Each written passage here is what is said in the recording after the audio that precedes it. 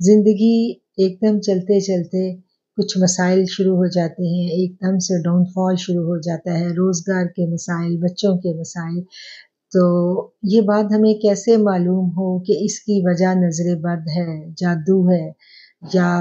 کچھ کسی نے ہمارے اوپر کچھ ایسے دشمن ہیں جو وار کر رہے ہیں، جن کے وار چل رہے ہیں، یہ بات ہمیں کیسے معلوم ہو؟ تو یہ ایک اتنا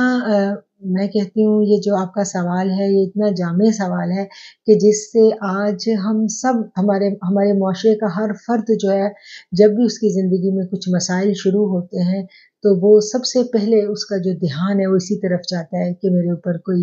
ایول آئی ہے، کوئی نظر بد ہے، یا کسی نے جادو کر دیا جس کی وجہ سے میرے روزگار کے اور میرے یہ مسائل شروع ہو گئے ہیں۔ تو اس کا جواب جو ہے ہمیں سمجھ لینا چاہیے قرآن کی اس آیت کی روشنی میں کہ اللہ کریم کہتے ہیں کہ جادو بھی اثر کرتا ہے الا بإذن اللہ، کہ اللہ کی اجازت کے بغیر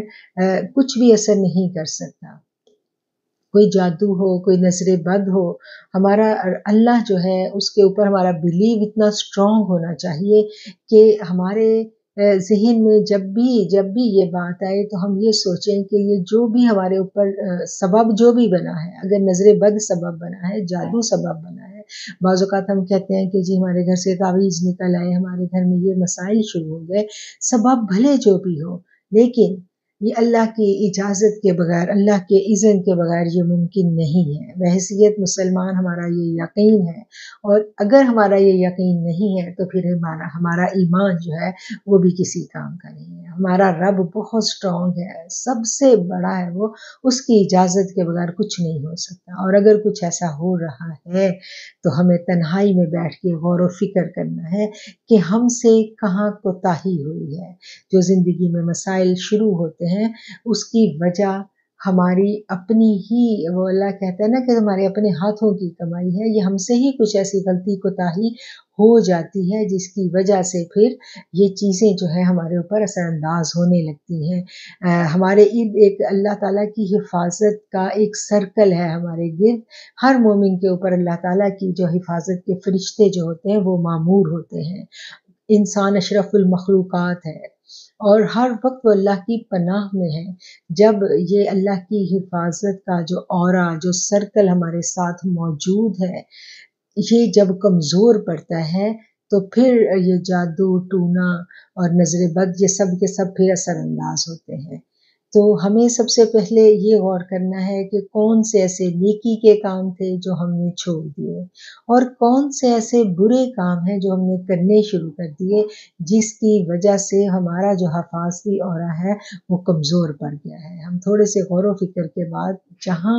غلطی ہے ہم اس کو ڈھونڈنے میں کامیاب ہو جائیں گے، ہم اس کو پا لیں گے، اور پھر ہم اس کو دور کرنے کی کوشش کریں گے۔ تو نتیجہ یہی ہے کہ ہم اپنی تنہائی تھوڑی سی اختیار کریں،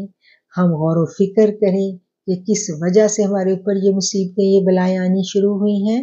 کون سی نیکی کا کام ہے جو ہم پیچھے ریگولر کر رہے تھے جس کی وجہ سے یہ بلائیں ہم سے ٹلی ہوئی تھی، ہم نے وہ کام چھوڑا، ہم اس کو کنٹینیو کریں، یا پھر کون سا ایسا برائی کا کام ہے جو اب ہم نے شروع کر دیا۔ غیر محسوس طریقے سے انسان جو ہے اس کی روٹین میں کچھ نہ کچھ ایسی نیگیٹو چیزیں شروع ہو جاتی ہیں، کچھ ایسے اذکار تھے، کچھ ایسی حفاظت کی دعائیں تھیں جو ہم پڑھ رہے تھے، جو ہم سے چھوٹ گئی ہیں، جس کی وجہ سے ہمارے اوپر مسائل جو ہیں ان میں اضافہ ہوا ہے۔ نبی کریم صلی اللہ علیہ وسلم کی حدیث کا مفہوم ہے نا کہ اگر مومن کا گزشتہ کل اس کے آج سے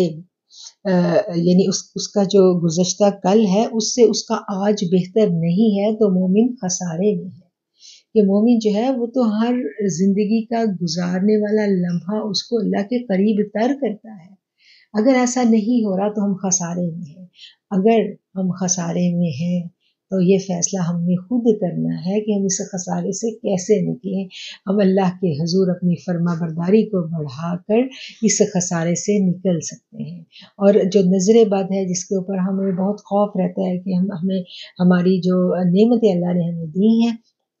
इसको हम कैसे महफूज कर सकते हैं, तो ये सवालात भी बहुत सारे मेरे पास मौजूद हैं कि हम लफ्ज़ बद से कैसे महफूज रख सकते हैं। तो इंशाल्लाह किसी नेक्स्ट ऑडियो में इसका जवाब भी मैं आपको ज़रूर दूँगी। आप चैनल छोड़ने से पहले इसको सब्सक्राइब ज़रूर करें, ताकि जो नई ऑडियोज़ जो नए आपके सवालात अपलोड हों, आपको उसका नोटिफ़िकेशन मिल सके। बहुत शुक्रिया। अस्सलाम वालेकुम।